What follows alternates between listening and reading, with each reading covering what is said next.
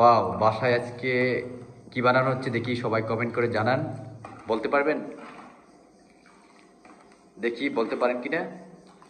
আচ্ছা যাক, আমি আপনাদের কমেন্ট করে আগে বলে দিচ্ছি, আজকে আমাদের বাসায় বেলের শরবত বানানো হচ্ছে। যারা যারা ইফতারের পরে নারী ঠান্ডা রাখতে চান এবং সুস্থ অনুভব করতে চান, ফ্রেশ সতেজ অনুভব করতে চান, তারা অবশ্যই বেলের শরবত বানিয়ে খাওয়াবেন। আপনারা আপনাদের হাজবেন্ডদেরকে বানিয়ে খাওয়াতে পারেন, আর যারা আনমেরিড তারা তাদের বাবা মাকে এইভাবে সুন্দরভাবে বেলের শরবত বানিয়ে খাওয়াতে না, আসলে এটা কিন্তু সত্যি কথা। বেলের শরবত শরীরের জন্য খুবই স্বাস্থ্যকর এবং মানে খুবই ভালো, উপকারী। ইফতার করে টায়ার্ড হয়ে যান হ্যাঁ, এবং ভালো লাগে না, কোনো কিছু অস্থিরতা অনুভব করেন, তাদের জন্য বেলের শরবত আমি মনে করি পারফেক্ট। হ্যাঁ, পারফেক্ট।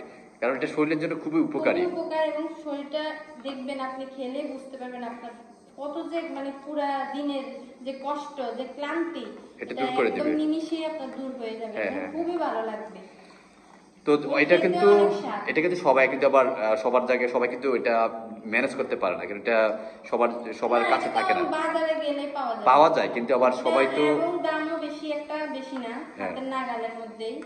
ঠিক আছে, কিন্তু তারপর আপনারা সবাই ম্যানেজ করবেন যাতে এটা খেতে এত পারেন। দাম দিয়ে তরমুজ না খেয়ে আপনারা বেল কিনে বেলের শরবত বানিয়ে খেতে পারেন। হ্যাঁ। এটা স্বাস্থ্যের জন্য অনেক কিন্তু ভালো। আরেকটু কি করছো, এটা রেখে দিছো কালকের জন্য, তাই না? না, এটা না তো, এটা তো শেষ। ও, এটা শেষ, মানে আর বাকি 50% রেখে দিছো। তো গাইস, সবাই শরবত বানিয়ে খাওয়ার জন্য চেষ্টা করুন। আমরা আজকে আমাদের ইফতারে আজকের শরবত হিসাবে আমরা বেলের শরবতই নিয়েছি।